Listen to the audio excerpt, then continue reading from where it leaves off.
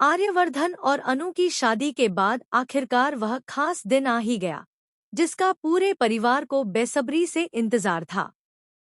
हवेली में आज अनु की पहली रसोई की रस्म होने वाली थी। घर की औरतें सुबह से ही तैयारियों में लगी थी। पूरा घर खुशियों से भरा हुआ था। हर तरफ हंसी मजाक चल रहा था और सभी लोग नई बहू अनु को लेकर बेहद उत्साहित थे।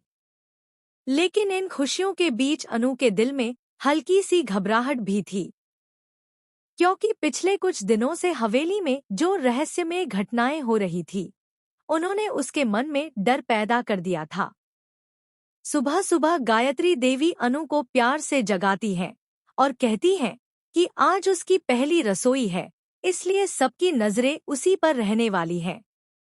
अनु हल्की मुस्कान के साथ तैयार होती है।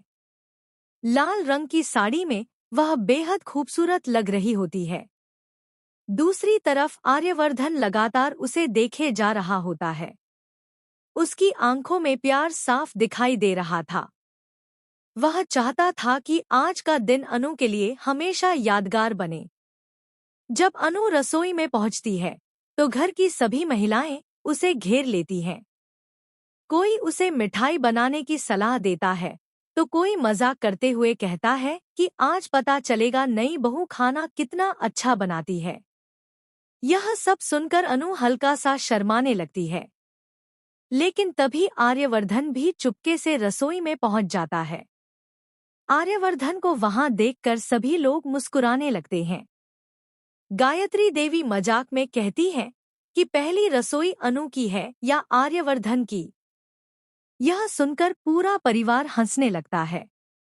लेकिन आर्यवर्धन बिना किसी की परवाह किए सीधे अनु के पास आ जाता है और धीरे से कहता है, आज मैं तुम्हारी मदद करूंगा। यह सुनते ही अनु मुस्कुरा देती है। दोनों की आंखों में प्यार साफ दिखाई दे रहा होता है। अब रसोई का माहौल और भी खूबसूरत हो जाता है।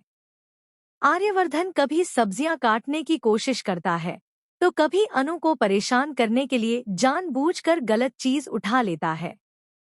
अनु उसे बार बार रोकती है, लेकिन आर्यवर्धन की शरारतें खत्म होने का नाम नहीं लेती। इसी बीच एक बेहद रोमांटिक पल आता है। अनु हलवा बना रही होती है और अचानक उसका हाथ गर्म बर्तन से छू जाता है। वह हल्का सा दर्द से आंखें बंद कर लेती है।